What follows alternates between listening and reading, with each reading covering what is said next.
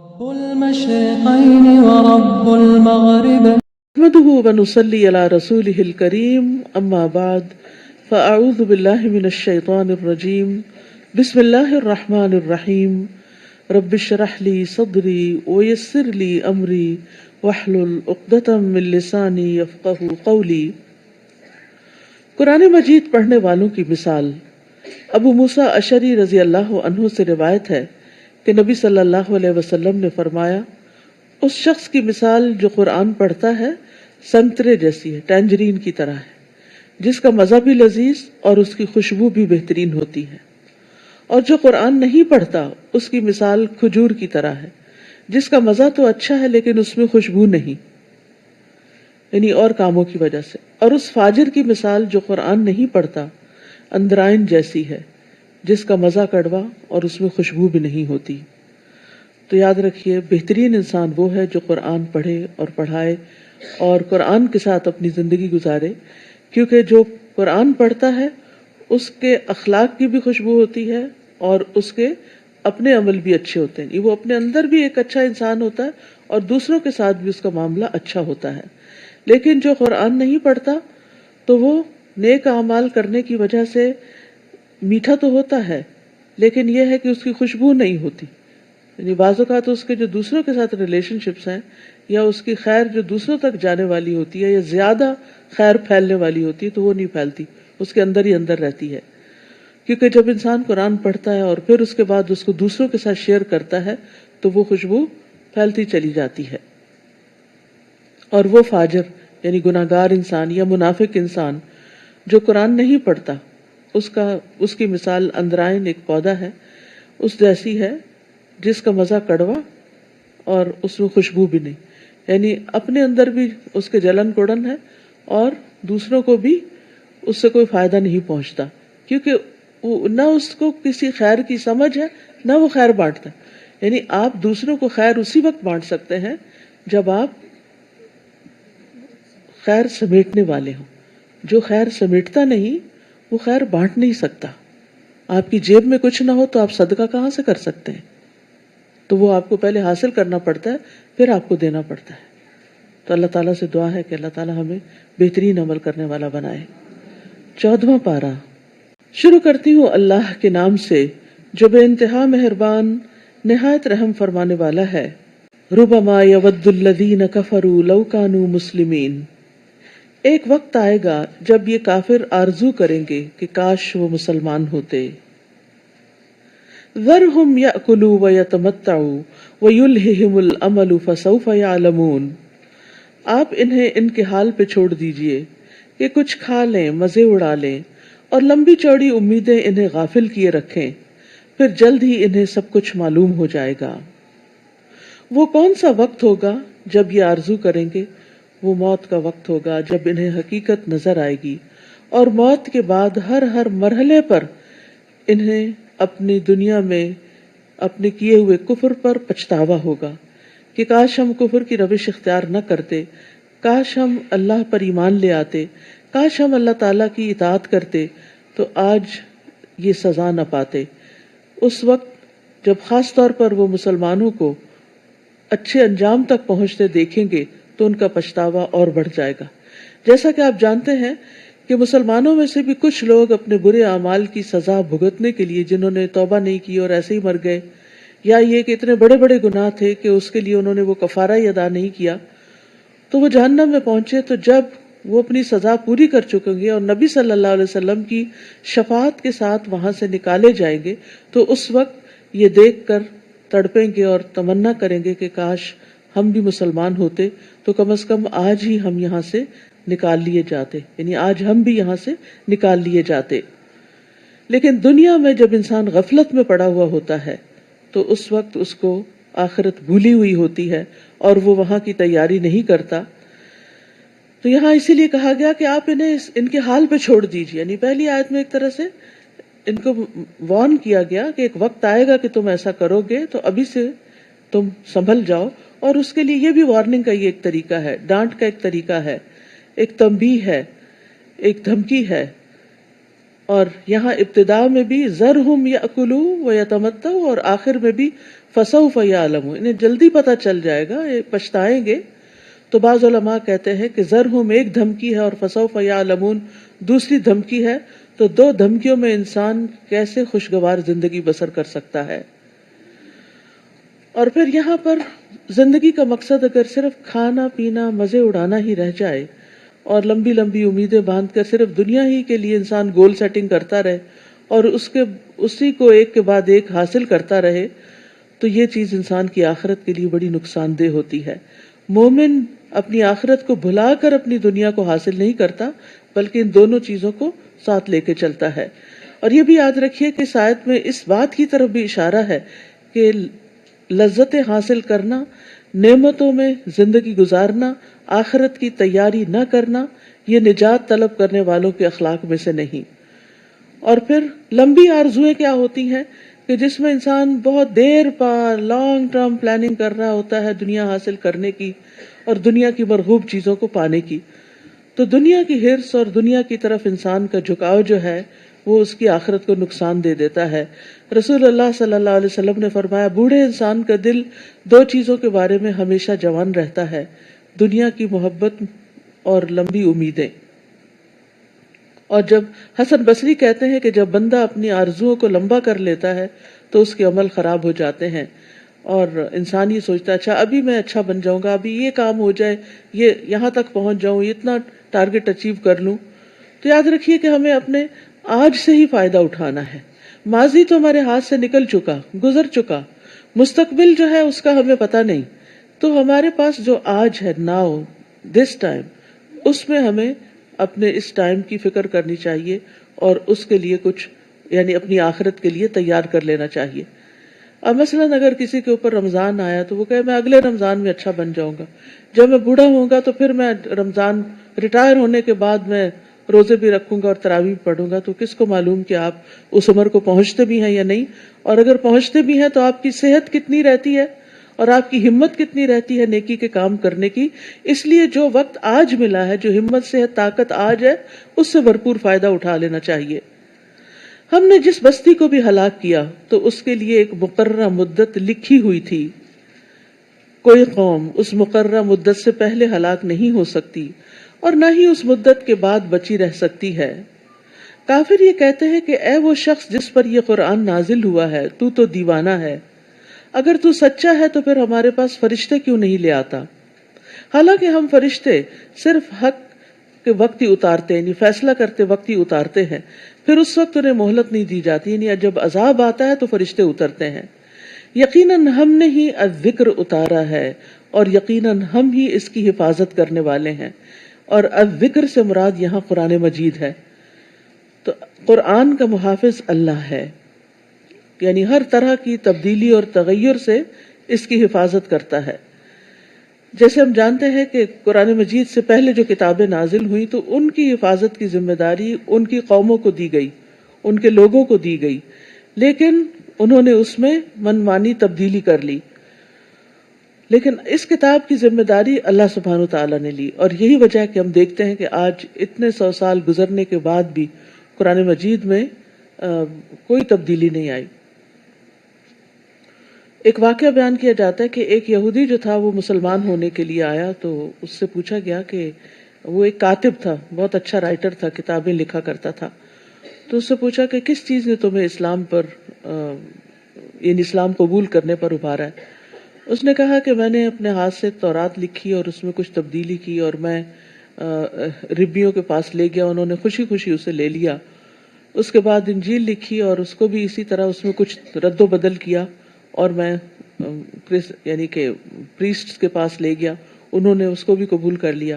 اس کے بعد میں نے قرآن پہ یہ تجربہ کیا اور اس میں کچھ تبدیلی کی، لیکن جب میں اس کو مسلمانوں کے علماء کے پاس لے گیا تو انہوں نے اس کو قبول نہیں کیا، حالانکہ میں نے بہت چھوٹا سا فرق ڈالا تھا. تو اس سے یہ پتہ چلتا ہے کہ اللہ سبحانہ تعالیٰ نے جو حفاظت کا ذمہ لیا ہے اس میں اللہ نے یہ بندوں کے ذریعے حفاظت کروا رہا ہے. کس طرح کہ اس امت میں ایسے علماء ہیں جو قرآن کے لفظ کو نہ صرف یہ کہ ایک طرح بلکہ 7 طریقوں سے پڑھنا جانتے ہیں اور ان کی تبدیلیوں سے واقف ہیں، جس کو 7 قراءات کہا جاتا ہے یا 10 قراءات کہا جاتا ہے. اسی طرح اللہ سبحانہ تعالیٰ نے اس کتاب کو صرف کاغذوں میں محفوظ نہیں کیا بلکہ سینوں میں محفوظ کیا ہے. تو اس لیے اگر دنیا سے سارے ڈیجیٹل قرآن سے مثلا ابھی تو کتابیں پھر بھی موجود ہیں، کبھی ایک وقت ایسا بھی شاید آئے کہ کتابیں بالکل ناپید ہو جائیں اور صرف ہر چیز ڈیجیٹل رہ جائے، اور اس وقت اگر کسی سازش کے تحت سارا ڈیجیٹل مٹا بھی دیا جائے تو بھی قرآن محفوظ ہے، کیونکہ ہر ملک، ہر جگہ، ہر شہر، ہر بستی کے اندر حفاظ موجود ہیں جنہوں نے قرآن کو اپنے اندر محفوظ کیا ہوا ہے. تو یہ اس کتاب کی معجزہ ہونے کی دلیل ہے. اسی وجہ سے یہ کتاب ہدایت ہے اور رہتی دنیا تک کے لوگوں کے لیے کتاب ہدایت ہے. لیکن قیامت سے پہلے قرآن اٹھا لیا جائے گا، یہ بھی آپ کو معلوم ہے. یہ قیامت کی بڑی نشانیوں میں سے ایک نشانی ہے کہ وہ لوگوں کے سینوں سے بھی اور کتابوں سے بھی اور ہر جگہ سے اٹھا لیا جائے گا اور بالکل اندھیروں کا دور ہوگا. اللہ تعالیٰ ہمیں اس سے محفوظ رکھے. اور ہم کتنے خوش قسمت ہیں کہ اللہ نے ہمیں ایک نہیں کئی قسم کے ورژنز اس قرآن کے عطا کیے ہیں کہ جس کے ذریعے ہم اس سے فائدہ اٹھاتے ہیں اور انجوائے کرتے ہیں. آپ سے پہلے ہم نے سابقہ قوموں میں بھی رسول بھیجے تھے اور ان کے پاس جو بھی رسول آیا اس کا وہ مذاق ہی اڑاتے رہے. ہم مجرموں کے دلوں میں ایسی ہی باتیں داخل کر دیتے ہیں کہ وہ اس پر ایمان نہیں لاتے. پہلی قوموں کی بھی یہی روش چلی آ رہی ہے. اور اگر ہم ان پر آسمان کا کوئی دروازہ بھی کھول دیتے جس میں وہ چڑھنے لگ جاتے تو بھی وہ یہی کہتے کہ ہماری آنکھوں کی نظر ہے، ہماری آنکھوں کی نظر بند کر دی گئی ہے، یعنی ہماری نظر بندی کر دی گئی ہے، بلکہ ہم لوگوں پر جادو کر دیا گیا ہے. جادو بھی ایک طرح سے کہتے ہیں نظر بندی ہوتی ہے، وہ چیز تو نہیں بدلتی لیکن نگاہوں میں کچھ تبدیلی آ جاتی، دیکھنے کا انداز بدل جاتا ہے. بلا شبہ ہم نے آسمان میں برج بنائے اور دیکھنے والوں کے لیے انہیں سجا دیا. مراد ہیں وہ ستارے جو ظاہر ہوتے. عربی زبان میں برج یا بروج کا لفظ ہوتا ہے نا، وہ ظاہر ہونے کے لیے، نمایاں ہونے کے لیے. اسی لیے قرآن مجید میں آتا وَلَا تَبَرُّجْنَ تَبَرُّجَ الْجَاهِلِيَّةِ الْأُولَىٰ کہ مسلمان عورتیں پرانی جاہلیت کی طرح اپنی زینت کو نمایاں نہ کریں، ظاہر نہ کریں. تو یہ بروج وہ ہیں کہ جو روشن ستارے ہیں جو ہمیں نظر آتے ہیں. تو ہم نے یہ دیکھنے والوں کے لیے انہیں سجا دیا ہے اور ہر شیطان مردود سے اسے محفوظ کر دیا. ہاں اگر شیطان چوری چھپے سننا چاہے تو ایک چمکتا ہوا شعلہ اس کے پیچھے لگ جاتا ہے. اللہ سبحانہ وتعالیٰ جو فرشتوں کو احکامات دیتے ہیں تو اس وقت فرشتوں کے اوپر ایک بے ہوشی کسی کیفیت طاری ہو جاتی ہے اور انہیں خاص قسم کی آواز سنائی دیتی ہے. پھر جب وہ ہوش میں آتے ہیں تو مقرب فرشتوں سے پوچھتے ہیں کہ ہمارے رب نے کیا نازل کیا، ہمارے لیے کیا حکم ہے، اور پھر وہ ایک کے بعد ایک کو وہ حکم آگے دیتے چلے جاتے ہیں. اتنے میں شیاطین بھی وہاں گھسنے کی کوشش کرتے ہیں اور وہ جو احکامات الہی، یعنی دنیا میں کس کو موت آنی ہے، کہاں زلزلہ آنا ہے، کہاں کیا بارش برسانی وغیرہ وغیرہ، اس طرح کی جو خبریں آگے ٹرانسمٹ کی جا رہی ہوتی ہیں، اس میں سے کچھ نہ کچھ سننے کی، چوری کرنے کی کوشش کرتے ہیں تاکہ آ کے کاہنوں کو وقت سے پہلے بتا دیں اور کاہن اس میں 100 جھوٹ ملا کے لوگوں کو بتائیں اور اس طرح وہ غیب دانی کا دعویٰ کریں. تو یہاں فرمایا گیا کہ بہت دفعہ ایسا ہوتا ہے کہ شہاب ثاقبین، یہی ستارے ٹوٹ گرتے ہیں شیاطین کے اوپر، ان کو جلا کے رکھ دیتے ہیں. اور زمین کو ہم نے پھیلا دیا اور اسی میں سلسلہ ہے کو جما دیے، ماؤنٹین رینجز ہیں، اور اس میں سے ہر مناسب چیز کو ہم نے اگایا. اور اسی زمین میں ہم نے تمہارے لیے بھی سامان معیشت بنا دیا اور ان کے لیے بھی جن کے تم رازق نہیں ہو. یعنی زمین صرف تمہارے رزق کا سامان نہیں کرتی بلکہ اس میں ساری مخلوق کا. یعنی بعض اوقات انسان حیران ہوتا ہے نا کہ اتنی ورائٹی ہے مخلوق کے اندر. یعنی انسانوں کے علاوہ جو حیوانات ہیں، چرند پرند ہیں، چیونٹیاں ہیں، مچھلیاں ہیں، اور ہر ایک کی ضرورت فرق ہے. تو اللہ سبحانہ وتعالیٰ نے ان سب کا بھی بندوبست کر رکھا ہے. من شیء الا عندنا خزائنہ وما ننزلہ الا بقدر معلوم. کوئی بھی ایسی چیز نہیں جس کے خزانے ہمارے پاس نہ ہوں اور اسے ہم ایک جانی پہچانی مقدار کے مطابق ہی نازل کرتے ہیں. یعنی ہر چیز کے خزانے ہمارے پاس، کمی کسی چیز کی نہیں، لیکن ہم اپنی تدبیر کے مطابق پلاننگ کے ساتھ نازل کرتے ہیں کہ کس جگہ کتنی بارش اترنی ہے، کس جگہ کتنا غلہ اگایا جائے گا، کہاں کتنا شہد پروڈیوس کیا جائے گا. یہ سب اصل پلاننگ اللہ سبحانہ تعالیٰ ہی کی ہے. اور پھر یہ آیت جو ہے نا یہ انسان کا بڑا حوصلہ بڑھاتی ہے. انسان بعض اوقات اللہ تعالیٰ سے دعا کرتے ہوئے اور لمبے عرصے تک دعا کرتے ہوئے جب دعا قبول نہیں ہوتی تو مایوس بھی ہونے لگتا ہے اور پریشان ہوتا ہے اور یہ سوچتا ہے کہ شاید میری کبھی سنی نہیں جائے گی، یا نعوذ باللہ شیطان دل میں یہ بھی ڈالتا ہے کہ شاید اللہ تعالیٰ کے پاس ہے نہیں، نعوذ باللہ. فرمایا نہیں، کوئی چیز ایسی نہیں جس کے خزانے نہ ہوں. تو پھر جب اللہ تعالیٰ خزانوں کا مالک ہے تو پھر ہمیں کیا کرنا چاہیے؟ مانگنا چاہیے کہ اللہ تیرے پاس تو خزانے ہیں، ان میں سے تھوڑا سا بھی تو ہمیں عطا کرے گا تو تیرے خزانوں میں پھر بھی کمی نہیں ہوگی. لیکن اللہ سبحانہ و تعالیٰ ہر ایک کے کہنے پہ وہ سب کچھ اتار کیوں نہیں دیتا؟ کیونکہ اگر ہر ایک کی ہر بات مان لی جائے تو زمین فساد سے بھر جائے، کیونکہ لوگوں کے پاس اتنے ریسورسز آ جائیں کہ وہ بگڑ کے رہ جائیں. اور ابھی آپ دیکھیں کہ جن ممالک میں جن لوگوں کے پاس زیادہ ریسورسز ہیں وہ بعض اوقات ان کو کس طرح ابیوز کر رہے ہیں، کس طرح مس یوز کر رہے ہیں، کس طرح ریسورسز کو ضائع کر رہے ہیں. تو اللہ سبحانہ و تعالیٰ پھر ایک حد تک ہی دیتا ہے. نیز ہم نے پانی سے لدی ہوئی ہوائیں بھیجی، پھر آسمان سے پانی برسا کر ہم نے اسے تمہیں سیراب کیا. اس پانی کا ذخیرہ رکھنے والے ہم ہی ہیں، تم نہیں ہو. یعنی یہ اللہ ہی کا کام ہے. اگر تمہارے ذمہ ہوتا یہ واٹر سپلائی کی پلاننگ تو تم فیل ہو جاتے. اور بلا شبہ ہم ہی زندہ کرتے اور مارتے ہیں اور ہم ہی ہر چیز کے وارث ہیں. اور ہمیں یقیناً ان لوگوں کا بھی علم ہے جو تم سے آگے نکل گئے اور جو پیچھے رہنے والے ہیں، چاہے نیکی میں آگے نکلنے والے، چاہے گناہوں میں آگے نکلنے والے، اور نیکی میں پیچھے رہنے والے، اور یا پھر وقت کے اعتبار سے جو آگے قومیں گزر گئیں اور جو بعد میں آنے والی ہیں. اللہ سبحانہ و تعالیٰ ان سب کو جانتا ہے. آپ کا رب ہی ان سب کو جمع کرے گا. بلا شبہ وہ حکمت والا اور سب کچھ جاننے والا ہے. انسان کو گلے سڑے گارے سے خشک شدہ تن سے بجنے والی مٹی سے پیدا کیا، یعنی بجنے والی مٹی سے بنایا. انسان کی تخلیق میں تراب کا لفظ بھی آتا ہے، پھر ہمن مسنون کا لفظ بھی آتا ہے، سلسال کا بھی آتا ہے اور کل فخار کا بھی آتا ہے. تو یہ تخلیق کی مختلف سٹیجز ہیں جن کو قرآن نے ذکر کیا ہے. اور جنوں کو اس سے پہلے ہم آگ کی لپٹ سے پیدا کر چکے تھے، یعنی جن انسانوں سے پہلے تخلیق کیے گئے. اسی لیے ابلیس کو بھی کہا گیا تھا کہ وہ سجدہ کرے. اور وہ وقت یاد کرو جب آپ کے رب نے فرشتوں سے کہا کہ میں گلے سڑے گارے کی کھنکھناتی مٹی سے ایک انسان پیدا کرنے لگا ہوں. تو جب میں اسے درست کر چکوں اور اس میں اپنی روح سے کچھ پھونک دوں تو تم اس کے سامنے سجدہ ریز ہو جانا. تو انسان اگرچہ گارے والی مٹی سے پیدا کیا گیا ہے، لیکن پاکیزہ روح پھونکنے کی وجہ سے انسان کو باقی ساری مخلوقات پہ شرف حاصل ہو گیا. یہ ہماری روح ہے اصل میں، جس کو اللہ سبحانہ وتعالیٰ اپنی طرف نسبت دیتے ہیں. فَنَفَخْتُ فِيهِ مِن رُوحِي، اس کا یہ مطلب نہیں کہ اللہ کی روح میں سے کچھ روح انسان میں ڈال دی گئی. اللہ تعالیٰ یہ تشریفی اضافت ہوتی ہے. اللہ تعالیٰ کسی چیز کو عزت بخشنے کے لیے اپنی طرف منسوب کر لیتے ہیں. جیسے بیت اللہ، تو اللہ تعالیٰ اس کے اندر رہتے تھوڑی ہیں، تو اس کو عزت بخشنے کے لیے اس کو بیت اللہ کہا گیا. ناقۃ اللہ، اللہ کی اونٹنی. تو اسی طرح اللہ کی طرف سے آئی ہوئی روح جو ہے یہ انسان کو عزت بخشنے کے لیے.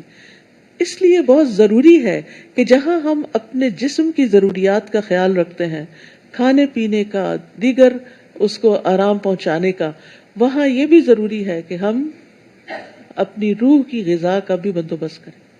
تو روح کی غذا قرآن ہے. روح اس کے بغیر نہ قرار پکڑتی ہے، نہ سکون پاتی ہے، اور نہ ہی اس کو آپٹیمائز کیا جا سکتا ہے کہ اس سے بھرپور فائدہ اٹھایا جائے.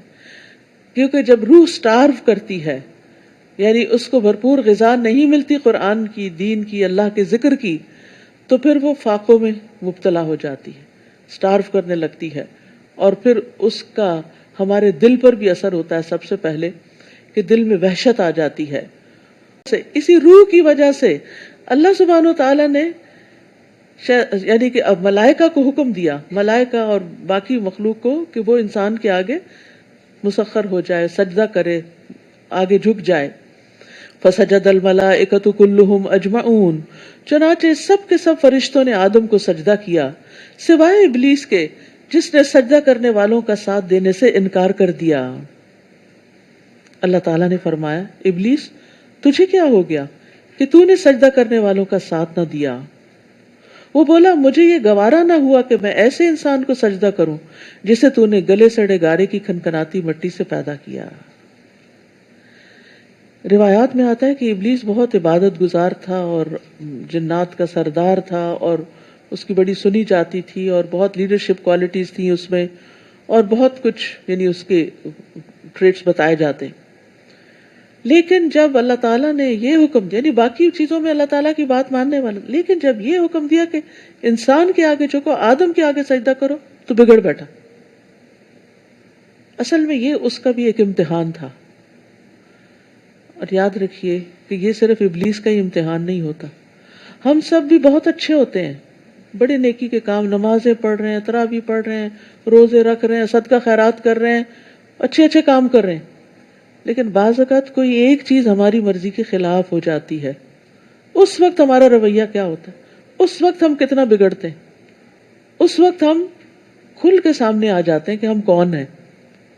یعنی بہت سے لوگ عام حالات میں بڑے اچھے ہوتے ہیں، لیکن جب ان کی انا پہ یا ان کے کبر پہ کوئی زد پڑتی ہے تو وہ بگڑ جاتے ہیں۔ تو ہم سب کو بھی اس بارے میں بہت محتاط ہونا چاہیے کہ کہیں ایسا نہ ہو کہ ہماری کسی ایسی ویکنس کی وجہ سے قرآن مجید کا کوئی حکم جو ہمیں مشکل لگتا ہو یا ہماری مرضی کے خلاف ہو یا ہماری خواہشات پر پابندی لگاتا ہو، اس کو سن کر ہم بگڑ بیٹھیں اور سب کچھ ہی نہ چھوڑ دیں۔ تو ہر انسان کا امتحان ہوتا ہے، یہ ابلیس کا امتحان اس لیے لیا گیا تھا تاکہ اس کا اصل اندر باہر آ جائے، کیونکہ جس کے دل میں رائی برابر بھی تکبر ہو وہ جنت میں نہیں جا سکتا۔ یہ حدیث تو سب نے سن رکھی ہے نا۔ تو انسان کہتا ہے کہ اتنی چھوٹی سی چیز انسان کو یعنی جنت میں داخلے سے محروم کر دے گی۔ ہاں، جب وہ سزا بھگت لے گا تو نکال بھی لیا جائے گا، لیکن وہ کیوں؟ اس لیے کہ یہ جو تکبر ہے نا، اپنے آپ کو بڑی چیز سمجھنا، یہ انسان کے لیے بہت سی خرابیوں کا باعث۔ جتنی بھی انسان کے اندر برائیاں جنم لیتی ہیں اس تکبر کی وجہ سے لیتی، تھوڑا ہو تو تھوڑی برائیاں ہوں گی اخلاقی، زیادہ تکبر ہو تو زیادہ بڑی بڑی برائیاں جنم لیں گی، بد اخلاقی، بدتمیزی، گالی گلوچ، غصہ بہت زیادہ کرنا، مار پٹائی، چھوٹی چھوٹی باتوں پہ آپے سے باہر ہو جانا، چیخنا چلانا، انسانوں کو کچھ نہ سمجھنا، ان کے حقوق ادا نہ کرنا، ان پہ ظلم کرنا، یہ سب کچھ تکبر کی وجہ سے ہوتا ہے۔ تو اللہ سبحانہ وتعالیٰ بندے پہ امتحان ڈال ڈال کے اس کے اس تکبر کو ختم کرنا چاہتے ہیں، تاکہ وہ جب اللہ کے پاس جائے تو اس کا دل پوری طرح مومن ہو۔ تو ہمیں اپنا جائزہ خود لیتے رہنا چاہیے کہ قرآن کا کون سا حکم ہمارے لیے ایک امتحان ہے اور ہم اس کو ماننا نہیں چاہتے، کیونکہ تکبر کا کیا معنی بتایا جاتا ہے؟ بطر الحق و غمط الناس، حق کا انکار، قرآن کے بعض احکامات کو لے لینا اور بعض کو چھوڑ دینا، یہ بھی اسی میں آتا ہے۔ اور غمط الناس، جب لوگوں کے ساتھ ڈیلنگ ہو تو پھر ان کو حقیر سمجھ کے ان پہ ظلم زیادتی کرنا، ان کو ان کا ڈیو رائٹ نہ دینا، ان کا حق نہ دینا، تو یہ چیز انسان کے اپنے حق میں بڑا نقصان دہ، بہت نقصان دہ۔ اللہ نے فرمایا یہاں سے نکل جا کیونکہ تو مردود ہے اور روز جزا تک تجھ پہ لعنت ہے، اللہ کی رحمت سے دور۔ وہ کہنے لگا میرے رب پھر مجھے اس دن تک زندہ رہنے کی مہلت دے دے جب لوگ دوبارہ اٹھائے جائیں گے۔ اللہ تعالیٰ نے فرمایا تجھے مہلت دی جاتی ہے اس دن تک جس کا وقت معلوم ہے۔ وہ بولا اے میرے رب، چونکہ تو نے مجھے آدم کے ذریعے بہکا دیا تو اب میں بھی دنیا میں لوگوں کو ان کے گناہ خوشنما کر کے دکھاؤں گا اور ان سب کو بہکا کر چھوڑوں گا۔ تو ابلیس ابن آدم کو دنیا میں دنیا کی زینت اور رونق اور دنیا کے محبت میں الجھاتا ہے، کس طرح؟ گناہ کے کام کروا کے اور دنیا میں اتنا مصروف کر کے کہ وہ دین کے لیے کوئی وقت ہی نہ پائیں۔ الا عبادک منہم المخلصین، اللہ یہ کہ تیرے چند مخلص بندے بچ جائیں تو اور بات ہے۔ کل بھی بات ہوئی تھی نا، اخلاص کے ذریعے انسان شیطان کی چالوں سے بچ سکتا ہے۔ اور یہاں بھی اس نے خود کہا یہ تیرے مخلص بندے جو ہے نا، یہ میرے ہاتھ نہیں آئیں گے، اخلاص والے نہیں ہاتھ آئیں گے میرے، باقی میں سب کو اپنے روش پہ لگا لوں گا. اللہ تعالیٰ نے فرمایا یہ وہ راستہ ہے جو سیدھا مجھ تک پہنچتا ہے. ایاک نعبد و ایاک نستعین، یہ ہے اخلاص. اہدنا الصراط المستقیم. میرے حقیقی بندوں پر تو تیرا کچھ زور نہ چل سکے گا. تیرا زور صرف ان گمراہوں پر چلے گا جو تیری پیروی کریں گے، جو تیری پیروی کریں گے. اور جہنم ہی وہ جگہ ہے جس کا ایسے سب لوگوں کو وعدہ دیا گیا ہے. اس کے 7 دروازے ہیں، ہر دروازے کے لیے ایک تقسیم شدہ حصہ ہوگا. استغفر اللہ. یہ پہلے سے ہی طے شدہ ہے کہ کون کس دروازے سے، مشرکین کس دروازے سے جائیں گے، منافقین کس دروازے سے جائیں گے، صابی کس دروازے سے جائیں گے، مجوسی کس دروازے سے جائیں گے، یہود کس دروازے سے جائیں گے، نصارہ کس دروازے سے جائیں گے، اور مسلمانوں میں سے جن لوگوں نے غلط کام کیا اور توبہ کیے بغیر مر گئے وہ کس دروازے سے جائیں گے. ہر ایک کا دروازہ بھی مخصوص ہے. لہا 7 ابواب، اس کے 7 دروازے ہیں، اور لوگ اپنے اعمال کے مطابق ان دروازوں سے، کیونکہ وہ ایک دروازہ خاص لیول پہ لے جائے گا. جیسے لفٹ ہوتی ہے نا، تو اب اس میں کیا ہوتا ہے، اس نمبر کو آپ دباتے ہیں اس فلور پہ آپ نکل جاتے ہیں. تو جہنم کے بھی لیولز ہیں نا، اور منافقین جو ہیں وہ جہنم کے سب سے نچلے درجے پر ہوں گے. وہ جس دروازے سے داخل ہوں گے وہ سیدھا ان کو سب سے نیچے لے جائیں، جیسے کوئی بیسمنٹ ہو، سب سے نیچے. اور وہاں پر عذاب کی انتہا ہوگی. یعنی سب سے بدترین کوالٹی جو ہے وہ منافقت ہے، اوپر سے کچھ اور اندر سے کچھ، دین میں اخلاص کا نہ ہونا. اس کے پرہیزگار لوگ باغوں اور چشموں میں ہوں گے. ان سے کہا جائے گا ان میں بلا خوف و خطر داخل ہو جاؤ. وَنَزَعْنَا مَا فِي صُدُورِهِم مِّن غِلٍّ إِخْوَانًا عَلَى سُرُرٍ مُتَقَابِلِينَ. ان کے دلوں میں اگر کچھ کدورت ہوئی بھی تو ہم اسے نکال دیں گے. کوئی بھی شخص دل میں حسد یا بغض بدگمانی لے کے جنت میں نہیں جائے گا، بلکہ وہ جنت میں جانے سے پہلے نکال دیے جائیں گے. یہ سارے برے اخلاق جو ہیں انسان سے دھو دیے جائیں گے. وہ بھائی بھائی بن کر آمنے سامنے تختوں پر بیٹھیں گے. رسول اللہ صلی اللہ علیہ وسلم نے فرمایا مومن آگ سے چھٹکارا پائیں گے. پل صراط سے جب گزریں گے تو جہنم پار کر جائیں گے تو ان کو جنت اور جہنم کے بیچ میں، جنت ابھی آگے ہے، جہنم پیچھے رہ گیا ہے، اب درمیان میں ایک پل آ گیا ہے، قنطرہ جس کو کہتے ہیں. قنطرہ پر روک لیا جائے گا. بس دنیا میں جو ان کے بعض مظالم تھے، ایک دوسرے پہ کوئی ظلم کیے ہوئے تھے یا کوئی بدگمانیاں تھی، ان کا ایک دوسرے سے قصاص دلوایا جائے گا کہ جب ان کو پاک صاف کانٹ چھانٹ کر دیا جائے گا تو ان کو جنت میں داخل ہونے کی اجازت دے دی جائے گی. قسم ہے اس ذات کی جس کے ہاتھ میں محمد صلی اللہ علیہ وسلم کی جان ہے، ان میں سے ایک آدمی جنت میں اپنے گھر کو زیادہ جاننے والا ہوگا بنسبت اس کے کہ وہ جتنا دنیا میں اپنے گھر کا راستہ جانتا ہے. یعنی وہاں کوئی قیاس نہیں ہوگا، کیونکہ جنت کا دروازہ بہت وسیع ہے اور جنت والے ایک دوسرے کا انتظار کر کے اکٹھے اندر داخل ہوں گے. جیسے دنیا میں دل جڑے ہوئے تھے وہاں بھی جڑے ہوئے ہوں گے. obviously کچھ لوگ مقربین ہوں گے، سابقون ہوں گے، وہ تو اسپیشل VIP ہوں گے، نکل جائیں گے، لیکن باقی اکٹھے داخل ہوں گے. تو ان کے دلوں میں آپس میں کوئی رنجشیں نہیں ہوں گی، صاف ستھرے لوگ ہوں گے، ظاہراً بھی صاف ستھرے، باطناً بھی صاف ستھرے. تو عام طور پر ہم جنت اور جہنم کا تذکرہ تو کرتے ہیں، اس پل کا تذکرہ بھول جاتے ہیں. یہ پل جو ہے اس پر آپس کے مظالم اور قصاص، مثلا دنیا میں آپ نے بڑی نیکیاں، بہت زیادہ نیکیاں کی، لیکن ساتھ کچھ لوگوں کے حق بھی مارے ہوئے، آپ بھی جنت میں جا رہے ہیں، وہ بھی جا رہے ہیں. اب یہ کیسے ہو سکتا ہے کہ ان کا حق مار کے آپ جنت میں زیادہ اونچے درجے پہ چلے جائیں؟ اب یہاں آپ کو کیا ہوگا، ان کی طرف اپنی نیکیاں دینی ہوگی. اس لیے دنیا میں ہی انسان کو اپنا آپ صاف کروا لینا چاہیے، معافی مانگ لینی چاہیے، کسی پہ ظلم نہیں کرنا چاہیے، تاکہ جب جنت میں داخل ہوں تو اپنے جو بھی نیک اعمال ہیں سب کے ساتھ ہی داخل ہوں، وہ کوئی اور نہ لے، عین آخری مرحلے پہ کوئی اور نہ لے لے. نہ انہیں وہاں کوئی مشقت اٹھانا پڑے گی اور نہ وہ وہاں سے نکالے جائیں گے.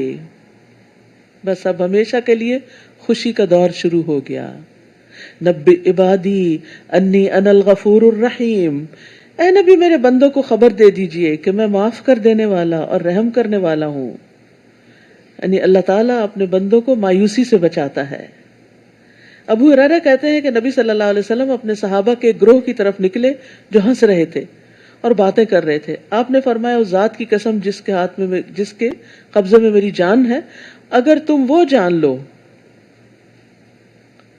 جس کے ہاتھ میں میری جان ہے، اگر تم وہ جان لو جو میں جانتا ہوں تو تم ہنستے کم اور روتے زیادہ. پھر آپ صلی اللہ علیہ وسلم چلے گئے تو لوگ رونے لگ گئے. تو اللہ سبحانہ تعالیٰ نے نبی صلی اللہ علیہ وسلم کی طرف وحی کی کہ اے محمد آپ نے میرے بندوں کو مایوس کیوں کیا ہے. تو نبی صلی اللہ علیہ وسلم واپس تشریف لائے اور کہا خوش ہو جاؤ، سیدھے رہو اور قریب ہو جاؤ. ابشروا وسددوا وقاربوا وَأَنَّ عَذَابِي هُوَ الْعَذَابُ الْأَلِيمُ، اور یہ بھی کہ میرا عذاب ہی دردناک عذاب ہے. نیز آپ نے وَنَبِّئْهُمْ عَنْ ضَيْفِ إِبْرَاهِيمَ، نیز آپ انہیں ابراہیم کے مہمانوں کا حال بتائیے. وہ فرشتوں کا ذکر جو پہلے آپ پڑھ چکے ہیں. جب وہ اس کے ہاں آئے تو ابراہیم کو سلام کہا. ابراہیم نے کہا ہمیں تم سے ڈر لگتا ہے. اب بیچ کی تفصیلات یہاں حذف کر دی گئی ہیں کیونکہ اس صورت کی مناسبت سے دیگر باتیں ہائی لائٹ کی جائیں گی. وہ کہنے لگے ڈرو نہیں، ہم تمہیں ایک صاحب علم لڑکے کی بشارت دیتے ہیں.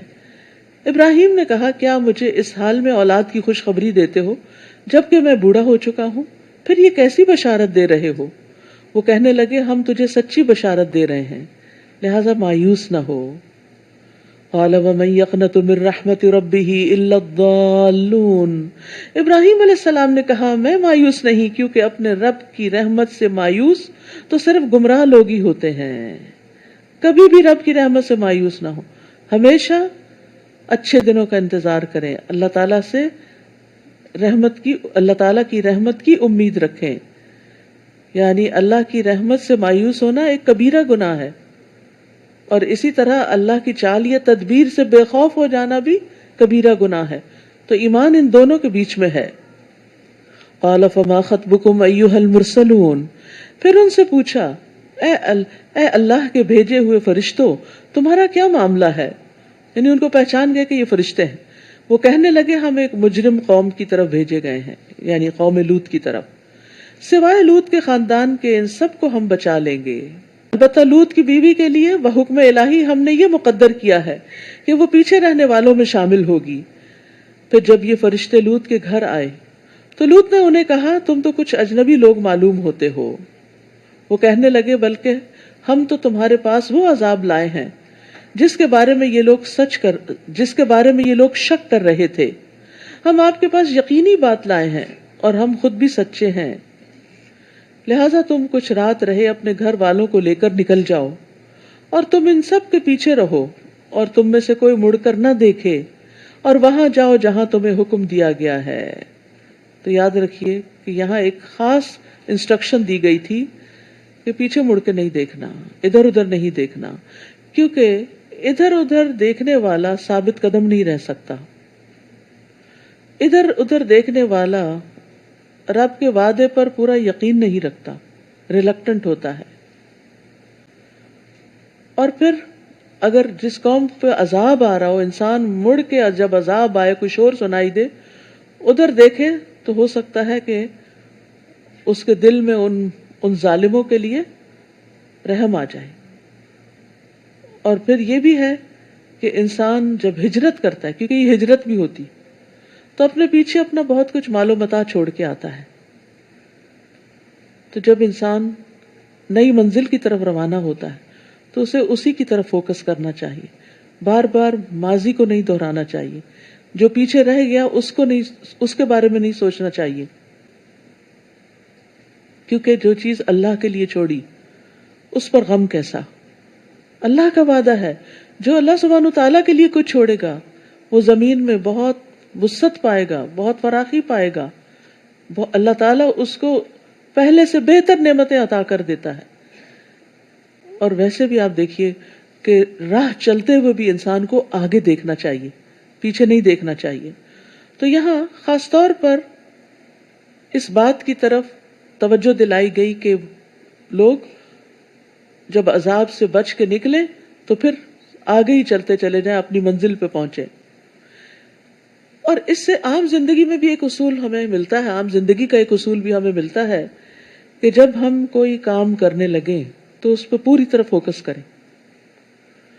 جب کسی بھی کام میں مصروف ہوں تو اسی پر توجہ رکھیں، جیسے نماز، جیسے کھانا پکانا ہی.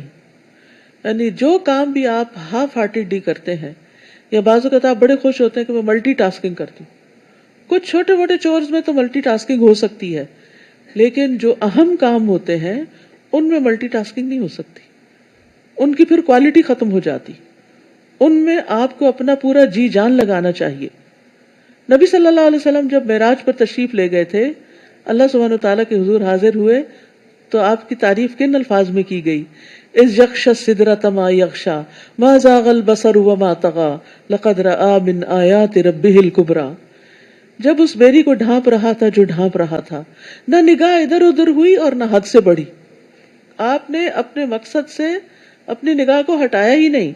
بلا شبہ یقیناً اس نے اپنے رب کی بعض بہت بڑی نشانیاں دیکھی، کیونکہ اگر آپ irrelevant چیزوں کو دیکھتے تو جو چیزیں اللہ تعالیٰ آپ کو دکھانا چاہتا تھا وہ آپ نہیں دیکھ سکتے تھے. آپ مثلاً حج یا عمرے پر جائیں یا رمضان آ گیا ہے تو اس پہ فوکس کریں کہ میں کس چیز سے گزر رہی. اور ویسے بھی جیسے پیچھے بات ہوئی کہ انسان کو اپنے آج پر توجہ دینی چاہیے کہ اس وقت مجھے جو صحت وقت زندگی ملی ہے اس سے بہترین کام لے لوں. کیونکہ کچھ لوگ یا ماضی کے باتیں یاد کر کر کے روتے رہتے ہیں، اور کچھ لوگ مستقبل کے بارے میں سوچ سوچ کے پریشان ہوتے رہتے ہیں، اور آج جو ان کے پاس ہے اس سے غافل رہتے ہیں. اور یہ بہت بڑا خسارہ ہے. ہمارا مستقبل سنور سکتا ہے اگر ہمارا آج سنور جائے. تو اپنے آج کو سنوارے تو مستقبل سنور جائے گا. اور ہم نے لوط کو اس بات کا فیصلہ سنا دیا کہ صبح ہوتے ہی ان لوگوں کی جڑ کٹ جائے گی. اتنے میں شہر والے خوشی خوشی لوط کے ہاں آ پہنچے. لوط علیہ السلام نے ان سے کہا، یہ تو میرے مہمان ہیں، لہٰذا مجھے ذلیل نہ کرو، اللہ سے ڈرو اور مجھے رسوا نہ کرو. وہ کہنے لگے، ہم نے تجھے اس بات سے منع نہیں کیا تھا کہ تم دنیا جہان کی حمایت نہ کیا کرو. لوط علیہ السلام نے کہا، اگر تمہیں کچھ کرنا ہے تو یہ میری بیٹیاں موجود ہیں، یعنی قوم کی بیٹیاں، عورتیں. اے نبی، آپ کی عمر کی قسم، اس وقت وہ اپنی مستی میں دیوانے ہو رہے تھے، یعنی ان کی شہوت ان کے سروں پہ سوار تھی. آخر سورج نکلنے کے وقت انہیں زبردست دھماکے نے آ لیا. پھر ہم نے اس بستی کے اوپر کے حصے کو نیچے کر دیا اور ان پر کھنگر کی قسم کے پتھر برسائے. ان فی ذلک لآیات للمتوسمین، بلا شبہ اس واقعے میں بھی صاحب فراست لوگوں کے لیے کئی نشانیاں ہیں. اور وہ بستی بالکل شارع عام پر واقع ہے، بلا شبہ اس میں ایمان لانے والوں کے لیے نشانی ہے. اور ایکا والے بھی یقیناً ظالم تھے، چنانچہ ہم نے ان سے بھی انتقام لیا. اور یہ دونوں بستیاں کھلے شاہراہ پر واقع ہیں، یعنی عربوں کی تجارتی شاہراہ پر. اور وادی ہجر کے لوگوں نے بھی رسولوں کو جھٹلایا تھا. ہم نے انہیں اپنی نشانیاں دی مگر وہ اعراض ہی کرتے رہے. وہ لوگ پہاڑوں کو تراش کر امن سے ان میں رہتے تھے، چنانچہ صبح کے وقت انہیں زبردست دھماکے نے آ لیا، اور جو وہ پتھر کے مکان وغیرہ بناتے تھے ان کے کسی کام نہ آ سکے. اور ہم نے جو آسمانوں اور زمین اور ان کے درمیان جو کچھ ہے کسی مقصد سے ہی پیدا کیا ہے، مصلحت سے ہی پیدا کیا ہے. وما خلقنا السماوات والارض وما بینہما الا بالحق، یعنی یہ سب کچھ کھیل تماشے کے طور پر نہیں ہے، ان چیزوں کا ایک مقصد ہے، انسان کو بنانے کا ایک مقصد ہے. اور قیامت یقیناً آنے والی ہے، لہٰذا اے نبی ان کافروں کی بےہودگیوں پر شریفانہ درگزر سے کام لیجئے. بلا شبہ آپ کا رب ہی سب کچھ پیدا کرنے والا ہے، سب کا پیدا کرنے والا ہے اور سب کچھ جاننے والا ہے. نیز ہم نے آپ کو 7 ایسی آیات دی ہیں جو بار بار دہرائی جاتی ہیں، اور قرآن عظیم بھی دیا ہے. اشارہ ہے سورۃ الفاتحہ کی طرف. سورۃ الفاتحہ جو ہے اس کی بہت فضیلت ہے، اور بار بار کیسے دہرائی جاتی ہے؟ ہر نماز کی ہر رکعت میں پڑھی جاتی ہے، کیونکہ حدیث میں آتا ہے لا صلاۃ لمن لم یقرأ بفاتحۃ الکتاب، اس کی نماز ہی نہیں جس نے نماز میں سورۃ الفاتحہ کی قرات نہیں کی. آپ کو نعمت یاد دلائی جا رہی ہے. تو اس صورت میں سورۃ الحجر میں نعمت قرآن کا ذکر بار بار آیا کہ اللہ نے اس کی حفاظت کی ہے اور اللہ تعالیٰ نے آپ کو یہ نعمت عطا کی ہے. اور اس نعمت کو پا کر آپ کیا نہ کریں. لا تمدن عینیک الی ما متعنا به ازواجا منہم ولا تحزن علیہم واخفض جناحک للمؤمنین. لہذا ہم نے مختلف قسم کے لوگوں کو جو سامان حیات دے رکھا ہے ادھر ادھر نظر اٹھا کر بھی نہ دیکھیں. ہم نے مختلف قسم کے لوگوں کو جو دنیا کی زندگی کا سامان دے رکھا ہے آپ اس کی طرف نظر اٹھا کے بھی نہ دیکھیں, اس سے قطعاً متاثر نہ ہوں اور نہ ہی ان کے لیے غمزدہ ہوں, اور ایمان لانے والوں سے تواضع سے پیش آئیں. تو یاد رکھیے دنیاوی چیزوں سے بہتر ہے اس قرآن کا ملنا. ہوا خیر مما یجمعون. اور نبی صلی اللہ علیہ وسلم کو یہاں پر خاص تلقین کی جا رہی ہے کہ آپ ان لوگوں کی سے متعجب نہ ہوں, ان لوگوں پہ حیران نہ ہو جنہیں بہت دنیا مل گئی ہے اور وہ اس دنیا کے ملنے کی وجہ سے کفر اور نفاق پر اڑے ہوئے ہیں. کیونکہ تمام پیغمبروں کے ساتھ یہی ہوا ہے کہ قوم کے جو زیادہ امیر لوگ تھے یا جن کو دنیاوی نعمتیں زیادہ ملی تھی ان میں سے بہت کم ان پر ایمان لائے. وہ یہ سمجھتے تھے کہ اللہ ہم سے راضی ہے, آج بھی دیا آخرت میں بھی مل جائے گا اگر کوئی آخرت ہوئی. تو اس لیے پیغمبر کی باتوں کی وجہ سے اپنی دنیا کو قربان کرنے کی ضرورت نہیں. دنیا میں جو کچھ ہے آخرت کے مقابلے میں اس کی کوئی حیثیت نہیں. برا رضی اللہ عنہ کہتے ہیں کہ نبی صلی اللہ علیہ وسلم کو ریشم کا ایک کپڑا ہدیے میں پیش کیا گیا تو ہم اسے چھونے لگے, ٹچ کر کر کے دیکھ رہے تھے اس کی نرمی اور ملائمت پر, حیرت زدہ ہو گئے. تو آپ نے فرمایا تمہیں اس پہ حیرت ہے؟ ہم نے عرض کیا جی ہاں. آپ نے فرمایا جنت میں سعد بن معاذ کے رومال اس سے بھی بہتر ہے. یعنی وہ جب صحابہ کے اندر ذرا دنیا کی محبت آنے لگی تو آپ نے فوراً ان کو آخرت کی طرف متوجہ کر دیا. یہ ہے کہ انسان جو کچھ بھی کرے, چاہے دنیا کا بھی کام کر رہا ہو, تو اپنی آخرت کو ضرور یاد رکھے تاکہ اس میں کوئی غلط کام نہ ہو. مثلا کوئی کام ہے, جاب ہے, کاروبار ہے, اور جو اس سے حاصل ہو اس سے صرف دنیا کا مال نہ خریدے بلکہ اس سے صدقہ بھی کرے اور اپنی آخرت بھی بنائے. ابو ہریرہ رضی اللہ عنہ سے روایت ہے کہ وہ پودا لگا رہے تھے, گارڈننگ کر رہے تھے. رسول اللہ صلی اللہ علیہ وسلم ان کے پاس سے گزرے, فرمایا اے ابو ہریرہ کیا لگا رہے ہو؟ میں نے کہا اپنے لیے پودے لگا رہا ہوں, آج کل سپرنگ ہے نا تو ہر کوئی پھول لگا رہا ہے. آپ نے فرمایا کیا میں تمہیں اس سے بہتر پودے نہ بتاؤں؟ ابو ہریرہ نے عرض کیا جی ہاں اللہ کے رسول. آپ نے فرمایا کہو سبحان اللہ والحمد للہ ولا الہ الا اللہ واللہ اکبر. ان میں سے ہر کلمے کے عوض جنت میں تمہارے لیے ایک ایک درخت لگایا جائے گا. اب اس کا کیا مطلب ہے؟ ہم پھول نہ لگائیں, پودے نہ لگائیں, کوئی کسان کام نہ کرے, صرف مسجد میں بیٹھ کے تسبیح کیا کرے, یہ مطلب نہیں. اس کا مطلب یہ ہے کہ پودے لگاتے ہوئے بھی اپنی آخرت کو یاد رکھو. پودے ہاتھ سے لگانے ہیں, زبان خالی ہے, زبان سے سبحان اللہ والحمد للہ ولا الہ الا اللہ واللہ اکبر پڑھتے رہو. اور ایک اور انسٹرکشن یہاں جو دی گئی وہ کیا ہے؟ وَخْفِضْ جَنَاحَكَ لِلْمُؤْمِنِينَ. مومنوں کے لیے اپنے پہلو جو ہے نرم کر لیجئے, یعنی اپنے فالوورز کو, اپنی ٹیم کو, اپنے ساتھیوں کو اپنے قریب کر لیجئے. کبھی آپ نے دیکھا ہوگا مرغی جو اپنے چند بچوں کو پیچھے چکس کو لے کے چل رہی ہوتی, بڑا ہی پیارا منظر ہوتا ہے جس میں وہ ان کو سکھا رہی ہوتی کہ دانا دن کا کیسے چگنا ہے. تو اتنے میں کوئی جہاز گزرتا ہے یا کوئی چیل اس کو دکھائی دیتی ہے تو وہ اپنے پر کیسے کرتی, پھیلا لیتی اور اب سارے بچوں کو نیچے لے آتی, یعنی ان کو ایک احساس سے تحفظ دیتی. لیڈر کی یہ کوالٹی ہونی چاہیے کہ وہ اپنی ٹیم کو کانفیڈنس دے, احساس تحفظ دے, ان کو اعتماد دے کہ کچھ فرق نہیں پڑتا, فکر نہ کرو, سب ٹھیک ہو جائے گا. بھی ہے ابن عباس کہتے ہیں کہ نبی صلی اللہ علیہ وسلم سے لوگوں کو دھکیلا نہیں جاتا تھا, نہ مارا جاتا تھا. جو قریب آنا چاہتا تھا آنے دیا جاتا تھا. آپ صلی اللہ علیہ وسلم کمزور مسلمانوں کے پاس جاتے, ان سے ملاقات کرتے, ان کے مریضوں کی بیمار پرسی کرتے, ان کے جنازوں میں حاضر ہوتے. یعنی انسان کو اگر کوئی بڑا مرتبہ دنیا میں مل جائے تو غریبوں کو بھولے نہیں, ایسی جگہوں پہ جائے جہاں انسان کا دل نرم ہو. جابر کہتے ہیں کہ آپ چلنے میں پیچھے رہتے, کمزور کو چلاتے اور اپنے پیچھے بٹھاتے اور ان کے لیے دعائیں کرتے، لوگوں کی حاجتیں پوری کرتے۔ نبی صلی اللہ علیہ وسلم بڑے رحم دل تھے، جب کوئی آپ کے پاس آتا آپ اس سے وعدہ کر لیتے اور اس سے پورا کرتے، بشرطے کہ آپ کے پاس ہوتا، کبھی نہیں بھی ہوتا تھا تو قرض لے کے دوسروں کو دے دیا کرتے تھے۔ ایک دفعہ اقامت کہی گئی نماز کی اور ایک اعرابی آپ کے پاس آ گیا، کپڑا پکڑ لیا، کہنے لگا میرا ذرا سا کام رک گیا، آپ میرے ساتھ چلیں کہیں میں اسے بھول نہ جاؤں۔ آپ اس کے ساتھ چلے گئے، اس کی ضرورت پوری کی، بعد میں آ کے نماز پڑھائی، حالانکہ اقامت ہو چکی تھی۔ اسی طرح ایک عورت تھی جس کے عقل میں کچھ فطور تھا، تو وہ آپ کو کہنے لگی کہ میرا ایک کام ہے، آپ نے فرمایا تم جس گلی میں چاہو بیٹھ جاؤ، میں تمہارا کام کر دوں گا۔ تو اس عورت نے راستے میں آپ سے بات کی اور اپنا کام بتایا، اور جو بھی اس کا کام تھا آپ نے کر دیا۔ تو یہ ہم میں سے ہر ایک کے اندر یہ صفت ہونی چاہیے کہ چاہے ایک ماں ہے تو بچے ہیں، کوئی لیڈر ہے تو اس کے فالوورز ہیں، ٹیچر ہے تو اس کے اسٹوڈنٹس ہیں۔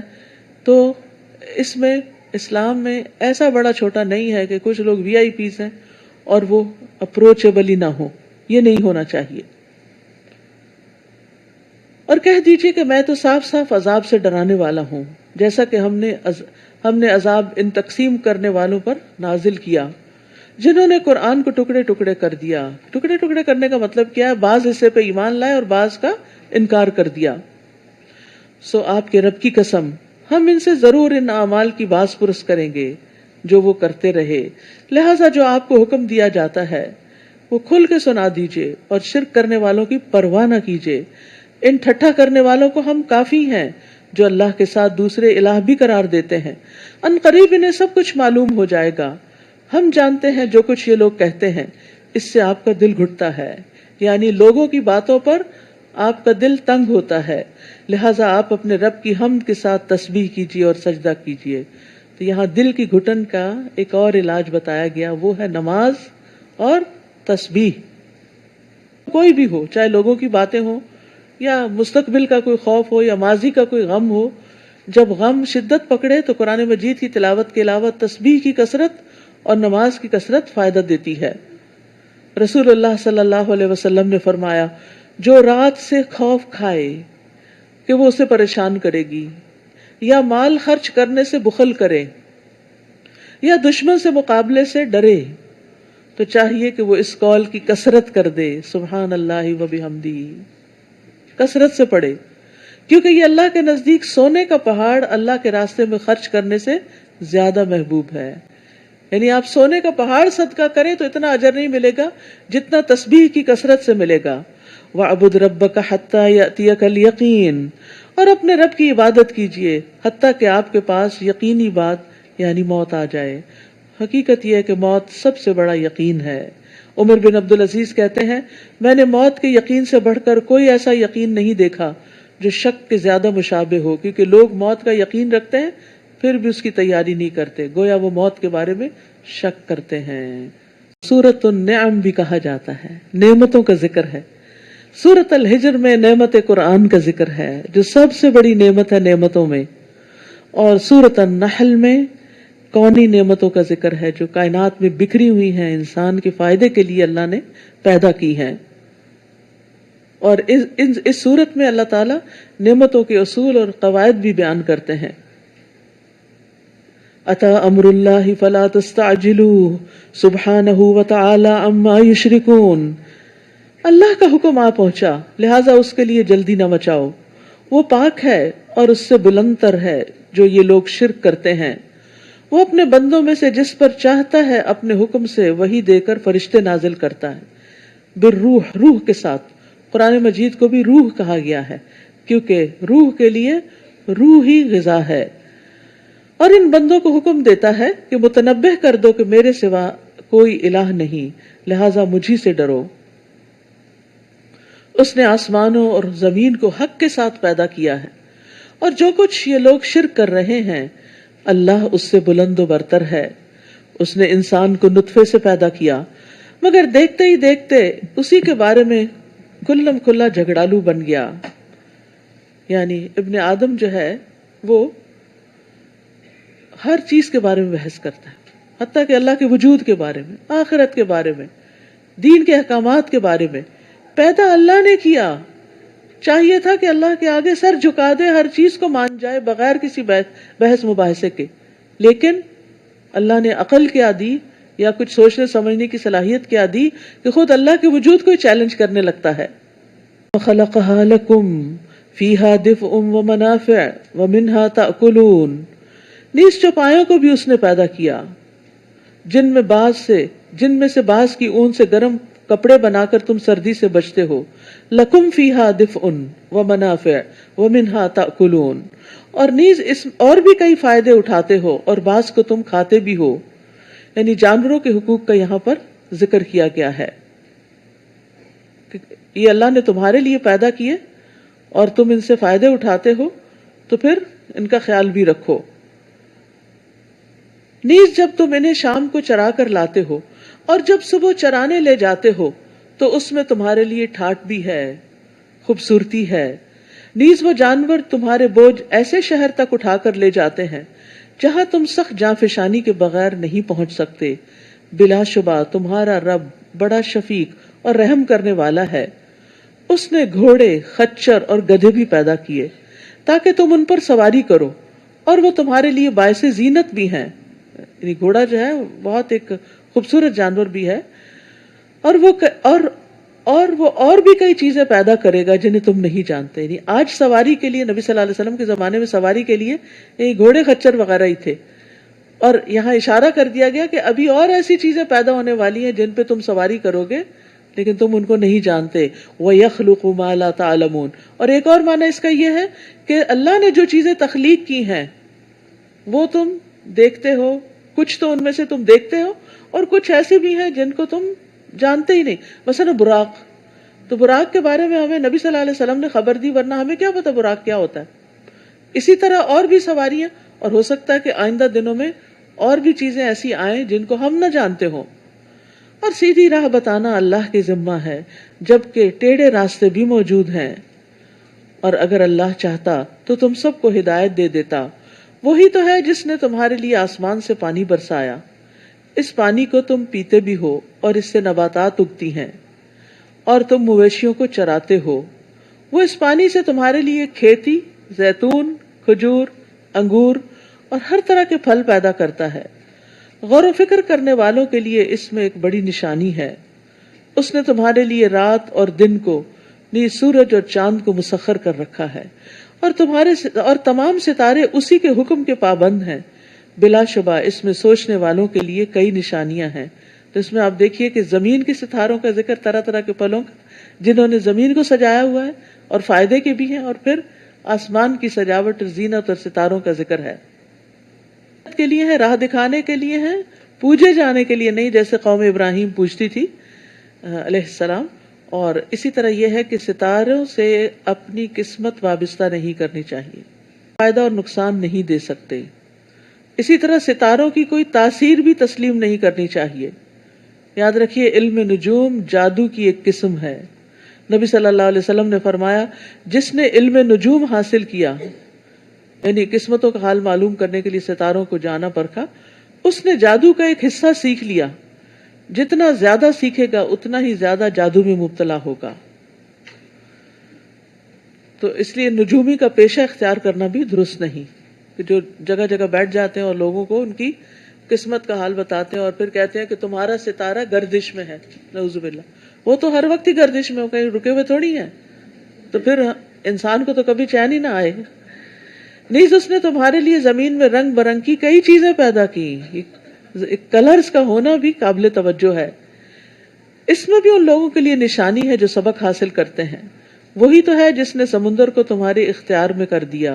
سبحان اللہ.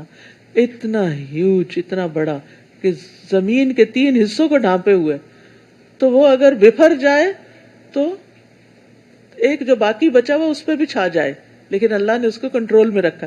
اور اس چیز کا مشاہدہ آپ اس وقت کرتے ہیں جب آپ سی سائڈ پہ جاتے ہیں اور جب دیکھتے ہیں کہ لہریں اٹھتی ہیں اور پھر ساحل پہ آ کے سرنڈر کر دیتی ہیں، پھر جھک جاتی، واپس چلی جاتی، اس سے آگے نہیں آتی. حالانکہ بعض اوقات بہت اونچی اونچی لہریں اٹھتی کہ وہ شہر کو بھی اپنی سمیٹ لپیٹ میں لے لیں، لیکن اللہ کے حکم سے وہ پیچھے ہی رہتی ہیں کہ انسانوں کے لیے سامان زیست کا انتظام رہے. جس نے سمندر کو تمہارے اختیار میں کر دیا تاکہ اس میں سے تم تر و تازہ گوشت کھاؤ، ورنہ فشنگ کیسے ہو سکتی اگر اس کی لہریں آؤٹ آف کنٹرول ہوتی، اور اس سے وہ زیور نکالو جو تم پہنتے ہو۔ تو زیور پہننا منع نہیں ہے، ہاں حلال سے آیا ہو اور ایک حد کے اندر پہنا جائے۔ اور تم دیکھتے ہو کہ کشتی سمندر کا پانی چیرتی ہوئی چلتی ہے۔